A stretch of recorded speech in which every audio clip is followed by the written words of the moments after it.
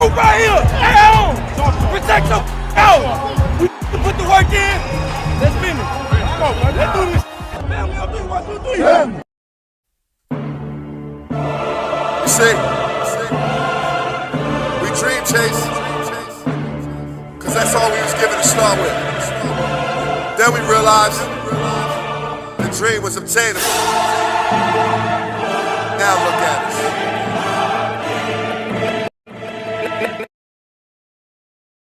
What's going on, Eagles Nation and TMTP family? Welcome to the Main Thing Podcast presents. It's your boy, Mr. Owens, and after further review,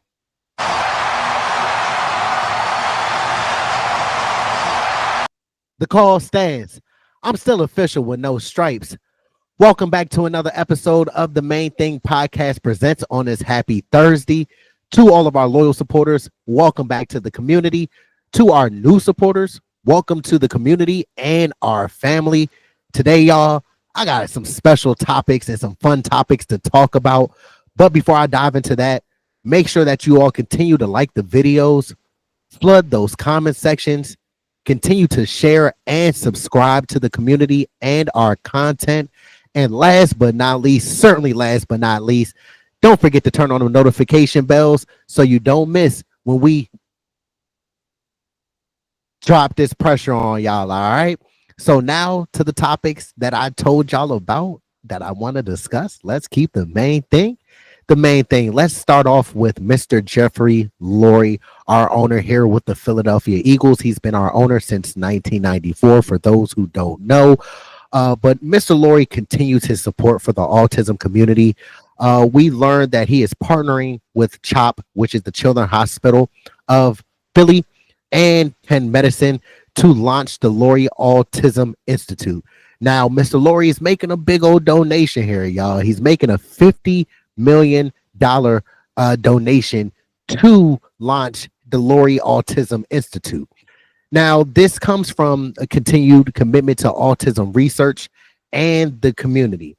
Per Adam Schefter, the gift from the Lurie family is the largest single donation to the U.S. academic medical centers focused on autism research across the lifespan.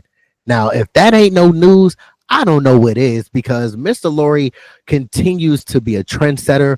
He continues to bridge gaps between communities, and also he's just a change maker. That is something that I love about Mr. Lurie. He always wants to bring everybody together, and that's what makes me super excited about being a Philadelphia Eagle fan and now being able to do content for the Philadelphia Eagles. As best stated by BG, and shout out Bleeding Green Nation, the philanthropic mission for Mr. Lurie is a personal one. If you don't know, Mr. Jeffrey Lurie's brother does have autism, so that's why this is so true and dear to his heart, and why he fights so much for autism. And I truly commend Jeffrey Lurie, the type of man that he is, the footprints that he leaves, and the impact that he has in society. He's going to forever be remembered long after he's going for the charitable things that he does, as well as the courageous things that Mr. Lurie does. Now, he heavily advocates for the autism community, for inclusion in the NFL and at Eagles events. As we all know, the Eagles Autism Foundation team's charitable arm raised $10 million with their annual bike ride challenge fundraiser that was also founded by Mr. Lurie. This provides an opportunity for help and hope within that community. Now, again, Mr. Lurie is the best owner, not only in professional sports, but all around the world to me. Just his heart, the way that he carries himself is truly admirable. And Mr. Lurie, I can't say any more about him. Like, he's just a great person, and an even better owner. But now let's dive into Jihaad Campbell's contract. We got our first round linebacker signed out of Alabama, Jersey product, local, native, Philadelphia Eagle, born and bred. You see what I'm saying? That is dope to grow up an Eagle fan and be able to have a dream of not only playing in the NFL, but playing for the team that you have rooted for your whole entire life. When we say we bleed green, we truly bleed green. Outside of this organization, a lot of fans don't know what that means, but here with the Philadelphia Eagles, we know what it truly means to bleed green. Now, with Jihaad Campbell's contract, he got a 4-year, $14.9 million fully guaranteed contract with the 5th-year option that comes with being a first-round pick. Also, that includes a signing bonus of $7.48 million. Hey, Jihaad, let me hold $1, bro. Let me hold $1 real quick, man. You got it. Let me borrow $20. I'm playing with you, man. Congrats on signing that contract. I'm happy for you. I'm happy for your family.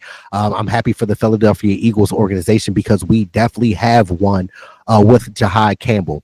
Now, going over to mini camp notes. I know this is what y'all are here for and what y'all want to hear about. So I'm gonna get y'all up to speed and up to date on everything. Now, bear with me. Mr. Owens gonna get y'all right though. Now, we held a 1-day mandatory mini camp on Tuesday at the NovaCare complex. Now, the mandatory minicamp was part of the NFL's Phase 3 portion of the NFL offseason. During this phase of practice, the Eagles participate in 7-on-7, 9 versus 7, and 11-on-11. These drills are no live contact drills. As well, similar to OTAs, players cannot wear pads except protective knee and elbow pads, but helmets are permitted during this time period.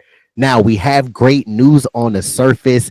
We can confirm it by our Super Bowl champion winning head coach, Nick Sirianni. He confirmed that it was full participation at the mandatory minicamp with all 90 players showing up.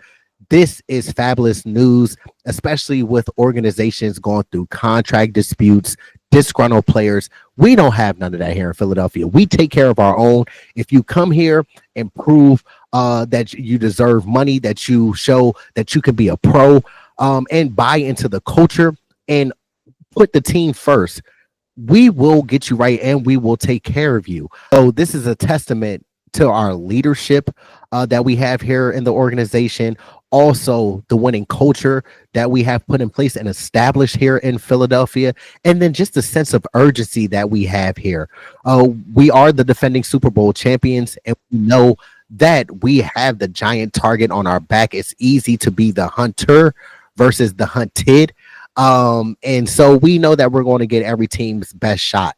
But this is a great start to the offseason to have our players all bought in, to have our players here in full attendance so that we can stay ahead of the 8 ball. Any new installations that we have, all the players are there to get that information. It's just the small details and nuances that win you these football games, and in our case, win you Super Bowls. So I'm proud that the team all has one goal and remains intact and going to legitimately defend our title. I'm super stoked. I'm excited about this upcoming season. Just the mindset that our players have, the focus that our players have. I expect nothing less than another Super Bowl here by the end of the 2025-2026 NFL season. So now let's get into some non-participants here at camp. Jalen Carter, Cam Jurgens, Avery Williams, Elijah Cooks, and Marcus Tate all did not participate. Now to the limited participants at minicamp. Jihaad Campbell, as we all know, he's coming off of surgery, so we're going to take it slow with him. But we did have a positive sighting with Jihaad Campbell.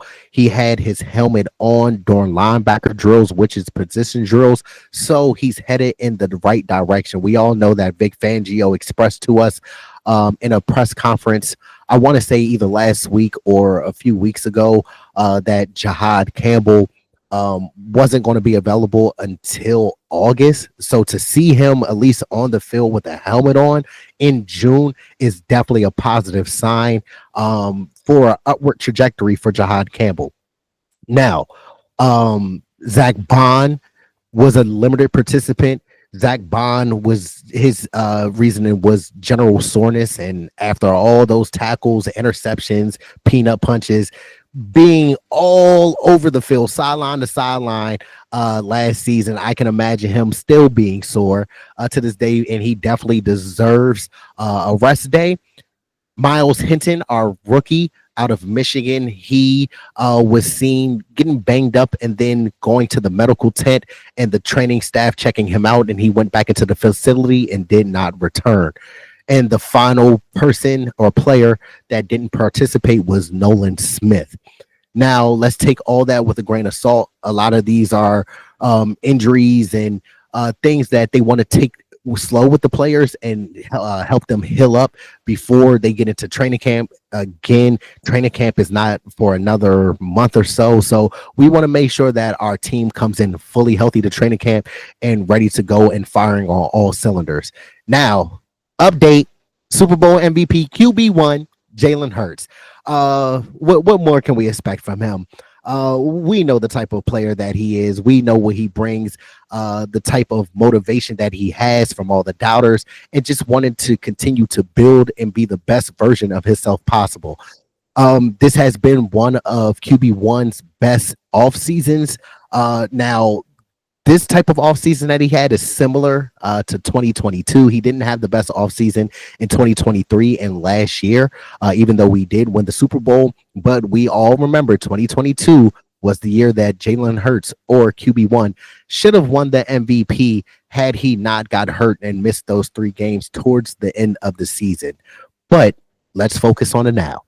One of QB1's best throws was to Devontae Smith, aka Smitty, aka Skinny Batman, aka Slim Reaper. He hit him down the left sideline for a touchdown, which was about 30 yards out in 7-on-7.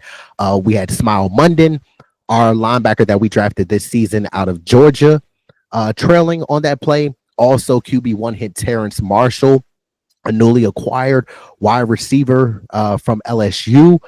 But he came from the Carolina Panthers.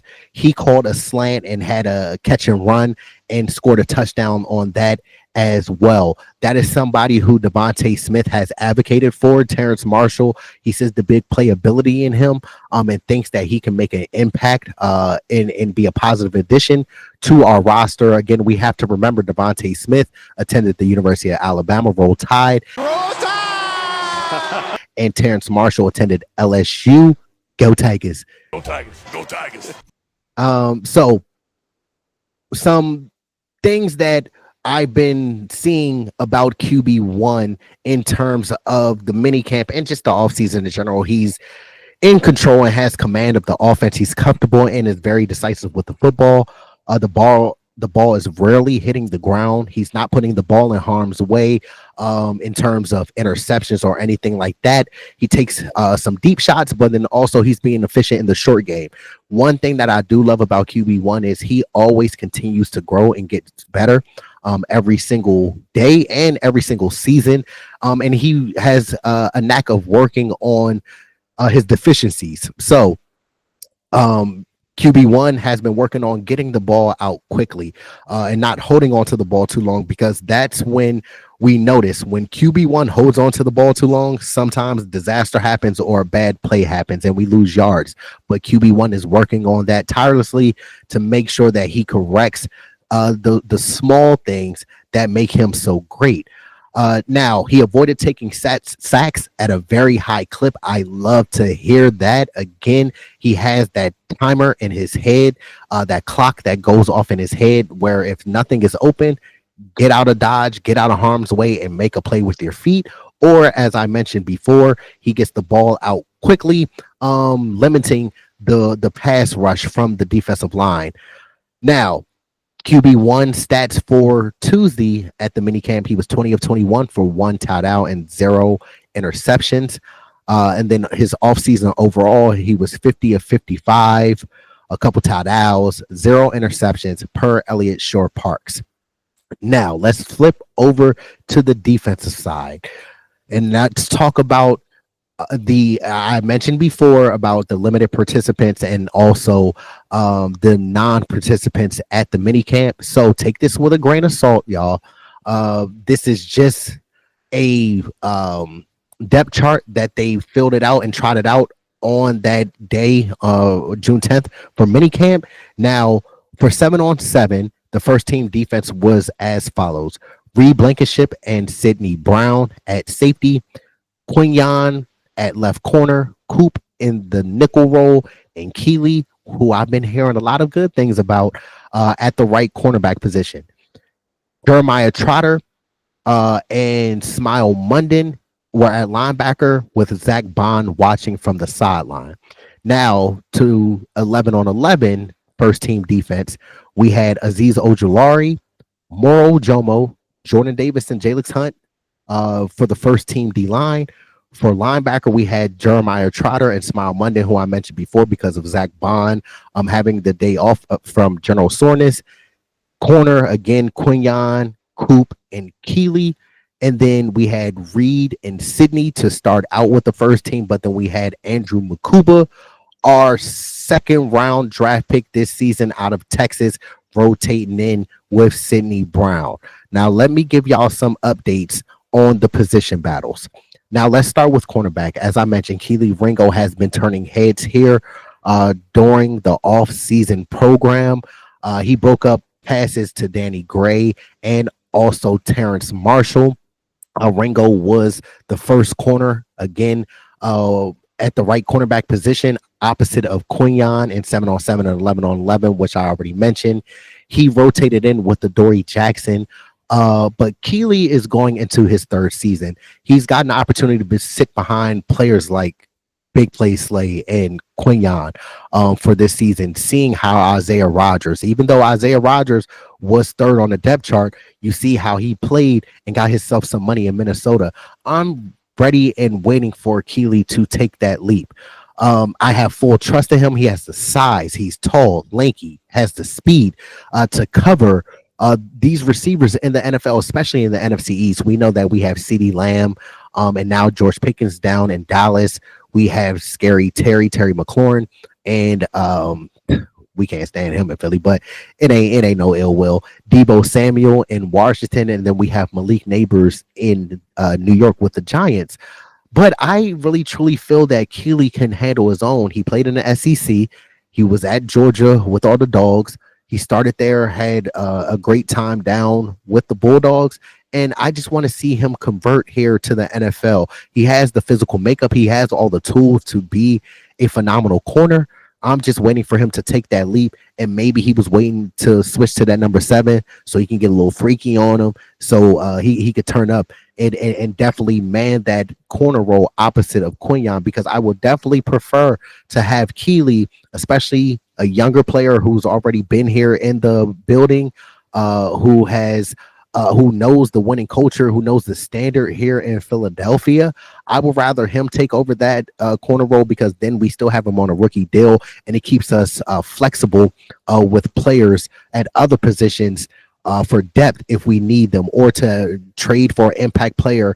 But to have a lot of players on a rookie contract, and to have the defense that we have that is youthful and super young, I will want Keely Ringo to man that position. But we have been hearing rumors about Jair Alexander, who recently got cut by the Green Bay Packers. He can be a fit here, but the only downfall about him is injury.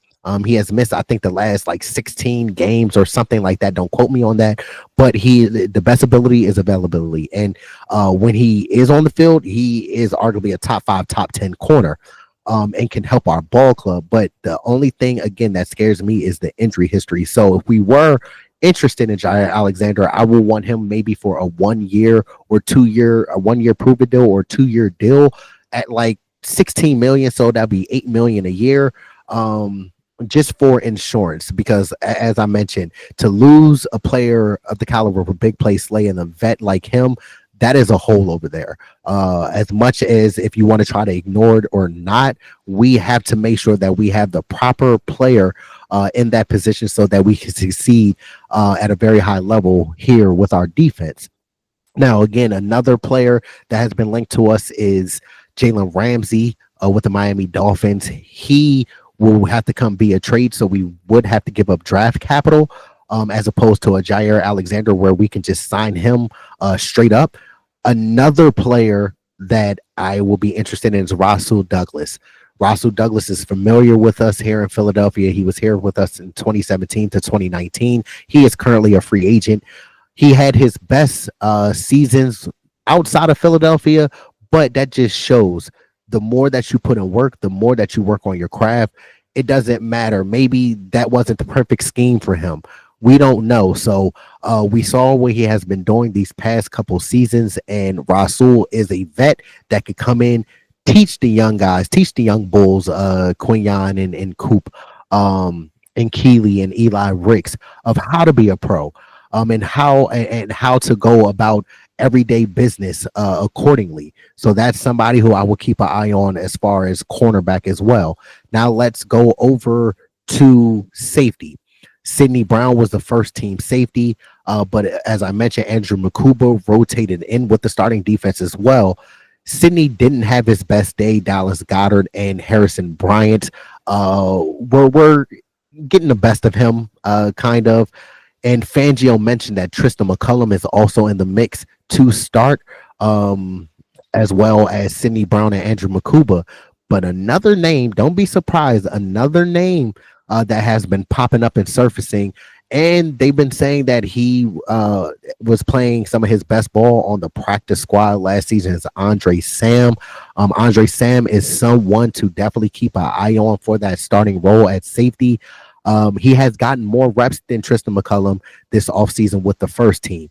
So, look, take it how you want to take it. I know that Fangio mentioned Tristan McCullum potentially being in the mix, but Andre Sam is definitely a guy that we should keep an eye on. I do like the safety room. Now, one player who, if we were to go out and get a vet to fill a role with the safeties, is Justin Simmons. We know his connection with Vic Fangio, but if we don't end up getting a veteran for the safety group, I will be perfectly fine with the young pups and letting them figure it out and throwing them in the deep end. Sometimes you have to learn that way, as we saw with Quinyon. Quinyon started from day one and held his own, and look where he's at now. Coop missed the first 4 games of the season, but I was watching the Exciting Mics. Shout out to the Exciting Mics as well. Coop gave praise to Avonte Maddox for taking him under his wing, even though Avonte Maddox knew that Coop was fighting for the same position as him. Avonte wasn't a miserable or angry vet, and I'm not going to give you no tips or techniques on how to play the position. He took Coop under his wing, gave him all the knowledge that he gave him, and look at what Coop has done. Coop arguably had one of the best seasons as a rookie defender, especially having that pick 6 against Patty Mahomes in the Super Bowl on your B-Day is something special. But we definitely got one in Coop and Quinyon. I'm definitely excited about both of them. Shout out to Brian Dawkins for saying that he wants Coop and Quinyon to fall back in love with the grind, because he knows that younger players can get complacent, especially winning a Super Bowl in your first season. A lot of players don't do that. Some players play 15 seasons and don't win a Super Bowl. So to win it in your first season, you have to fall back in love with the grind. People and we all appreciate the grind, what it takes to get there. The celebration is cool, but it's what you had to do to get to that point that we appreciate the most. So it's definitely a good look by Brian Dawkins to say that to Quinyon and Coop, to make sure that they refocus and get after it this season. Now let's move on to wide receiver. Danny Gray, a former pick of the San Francisco 49ers, has been turning heads at camp. A lot of people are saying don't be shocked if he makes the 53-man roster. He has a lot of juice. He has a lot of speed. He has a good size. He was running away from a lot of defenders in practice on Tuesday. So that's somebody I definitely will keep an eye on. And then also back to Terrence Marshall. He made some plays on Tuesday and has been making some plays throughout the offseason. So it's going to be a fun battle for the third and fourth wide receiver spots. I know Anaya Smith, I think, had 2 catches, but that was about it. And then Johnny Wilson was coming back from an injury, so he really didn't participate in camp. So those 3 and 4 spots are open. Now, I know Jahan Dotson. I have major faith in Jahan Dotson and think that he's actually going to have a big season. QB1 actually talked about building chemistry and connection with the other receivers outside of Smitty and AJ, who we know he has amazing connection with. But Jahan Dotson, I feel that he was a first-round pick for a reason. And he kind of showed us what he can do throughout the playoffs. He made a couple plays and then made a play in the Super Bowl to get us down to get our first touchdown. Now, let's flip to linebacker. Jeremiah Trotter Jr., Axman Jr., and Smile Munden Jr. were the first team linebackers with Bond on the sideline. Jihaad and Nakobe were not practicing. So this is a great opportunity for the young dogs to soak up and absorb all of the information like a sponge and take advantage of these reps, because the reps that you get now will pay dividends in the long term. If we look around, usually a lot of younger players, when they come to the Philadelphia, doesn't really play immediately. We run it just like a college program. So a lot of times a rookie will come, he have to sit and watch and learn. When it's their time to show out, they got to prove what they've learned, what they've been taught, and executed on the field. Now, another position is right guard. It's not a lot of competition there. So far, Tyler Steen is the top right guard. That is somebody who I definitely have high hopes in. Tyler Steen has been with us for 2 seasons. He was drafted in 2023 and has had the privilege of learning his tutelage under Jeff Stoutland and being at Stoutland University. So I'm super excited about the knowledge that he has gotten from Jeff Stoutland, the reps that he has gotten, obviously, as we know, with some injuries on our offensive line last season. And Tyler Steen had to come in, whether that was Mekhi Becton getting banged up for some plays and Tyler Steen having to come in, or when he had to come in when Landon Dickerson had to shuffle over to center. But all in all, Tyler Steen is someone who, when I see him in the game, he is not a major liability. He's just someone that we have to keep working with, and he could turn into a stud for us. Let's switch to backup center. Now, with Cam Jurgens being absent, as I mentioned earlier in the video, that left Brett Toth as the first team center.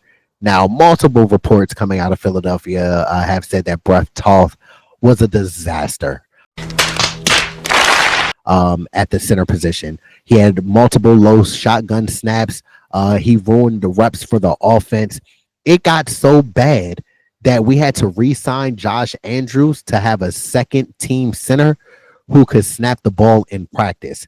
Now, with top struggles, would this open up the door for Drew Kendall, our pick this season out of Boston College, to go in and take over that backup center role? Or per Zach Berman, Trevor Keegan was seen playing center in position drill, so that's something to monitor as well. But we don't realize with backups, we always glorify starters, and rightfully so, but we don't realize how prevalent backups are. As we all saw firsthand last season, Cam Jurgens got banged up a little bit towards the end of the season in the playoffs.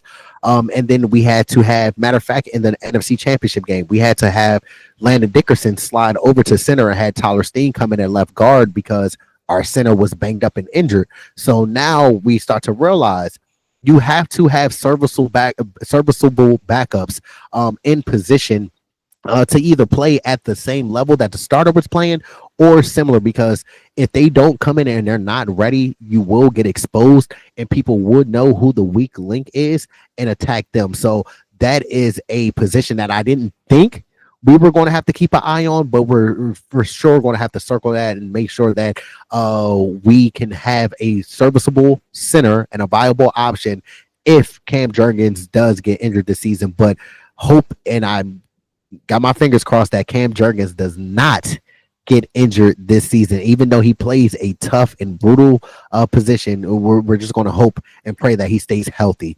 On to quarterback 3, we have DTR and Kyle McCord rotating. But DTR, Dorial Thompson Robinson, is the first as the third quarterback, but they both bring different dynamics. That's what I like about both of them. Now, DTR has similar skill sets to QB1. I'm not saying he's QB1, but he has similar skill sets to where he could throw the football, but then he's also mobile and can get out of pocket and get out of harm's way and pick up yards via running. Kyle McCord, on the other hand, he's more of a pocket passer, similar to Tanner McKee, where they can throw it with the best of them, but when they get in harm's way, they're not able to escape out the pocket. So it's really whatever floats your boat. It's really if you like a person who can throw and get out of harm's way, or if you just like a player that can really zip it from the pocket. But that is an interesting battle that we will be watching. Of course, we haven't had a lot of quarterback battles here recently with QB1 Manning, the head honcho position, and then quarterback 2 last season. Well, the previous season was Marcus Mariota, and then Tanner McKee, and then last season we had Kenny Pickett and then Tanner McKee as the third quarterback. So this is going to be an interesting and fun position battle between 2 young individuals to get that third spot here in Philadelphia. Now, some bullet points. Saquon is on schedule. Saquon had a very, very long run up the middle. We know what Saquon Barkley brings. Again, should have won MVP, but I'm not here to go over that on this video. You know how I feel about Saquon. I think Saquon is the best running back in the league. It could potentially be the best running back ever if he stays on this trajectory here in Philadelphia. But we got to catch up to Saquon. Saquon out here doing all types of side quests and everything like that nowadays, and shaking hands, kissing babies, doing all types of stuff. We don't know where Saquon is. For y'all that know, if y'all know, back in the day, where is Carmen Sandiego?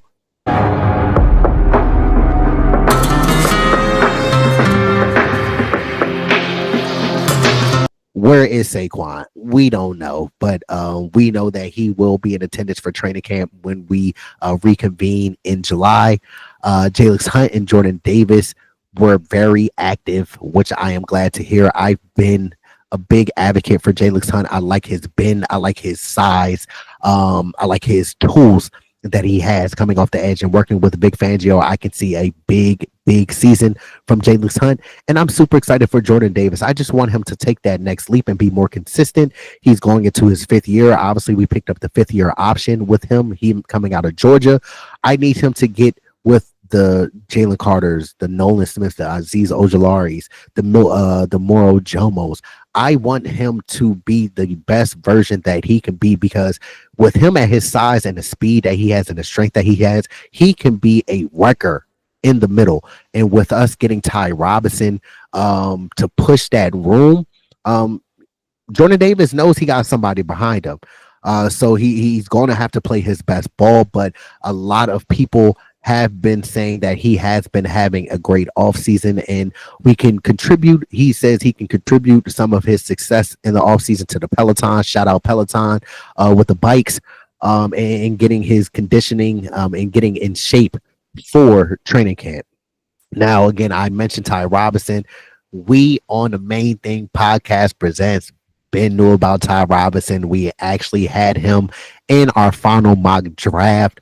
That was a player we were very, very high on, someone with that we knew that will come into Philadelphia, embrace this culture, take the life by the horns, grab the bull by the horns, and come into this room and push this room and learn from some greats such as Jalen Carter, Jordan Davis, as I mentioned, Moro Jomo, Thomas Booker.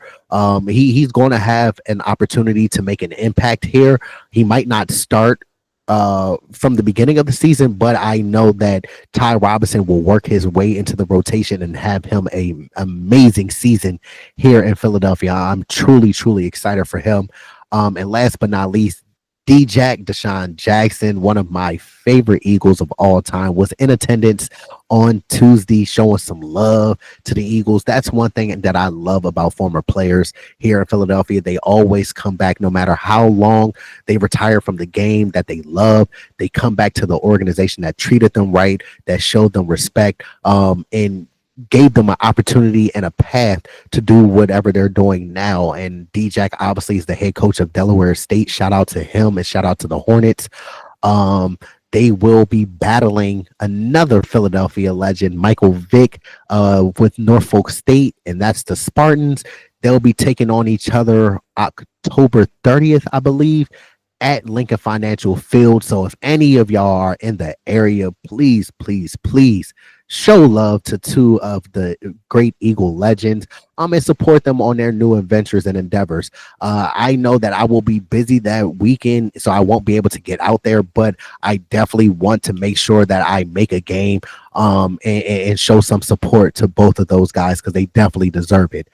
Now, to round out the video, I want to give y'all some notes on training camp. So training camp will start July 22nd, but usually players around this time, as I mentioned, it's June 12th.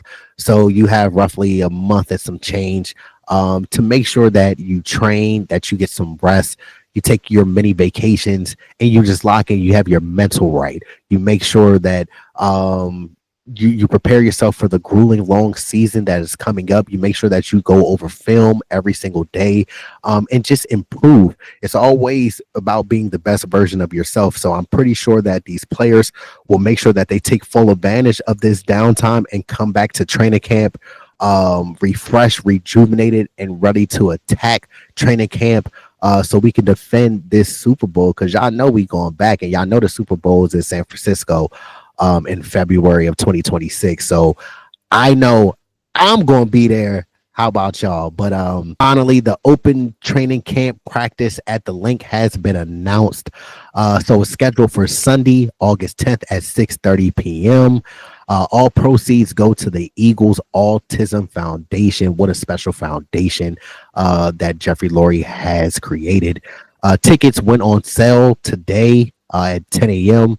Also, single game tickets went on sale. Now, fans can purchase general admission tickets for $10 at Ticketmaster.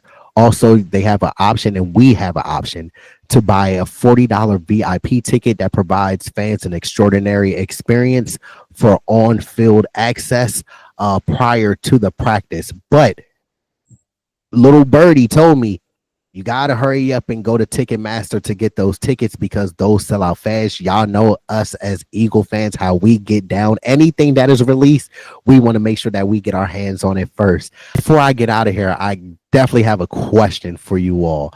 Now, we're not talking about the core players that we have here in Philadelphia, but I want to know, give me 3 to 5 underrated players that you have an eye on that you will be watching during training camp to make an impact on the team. Give me some names that they might be on the bubble, they might be on the outside looking in, but you really feel that they have a great chance to make the 53-man roster. But please comment that down in the comment section. Is definitely truly appreciated here at the Main Thing Podcast Presents. Again, thank you all for the continued support. Y'all don't realize how much this means to us. We truly appreciate the love. We truly appreciate doing these videos for y'all. We are passionate, die-hard Eagle fans and want to make sure that we give y'all the best coverage and the best news here. But before I get out of here, make sure to continue to like the videos, continue to flood those comment sections. Look, remember to share and subscribe to the content and the community. And last but not least, y'all can't forget to do this. Turn on that notification bell, also known as that Liberty Bell looking thingy, so you don't miss when Swoop comes out with the Eagles news and updates. But look, y'all, it's been fun. I hope that y'all have a great rest of the evening and a great rest of the week. But if you don't know, I go by Mr. Owns, and this is the Main Thing Podcast, where we keep the main thing the main thing. Until next time, y'all, it's been a pleasure.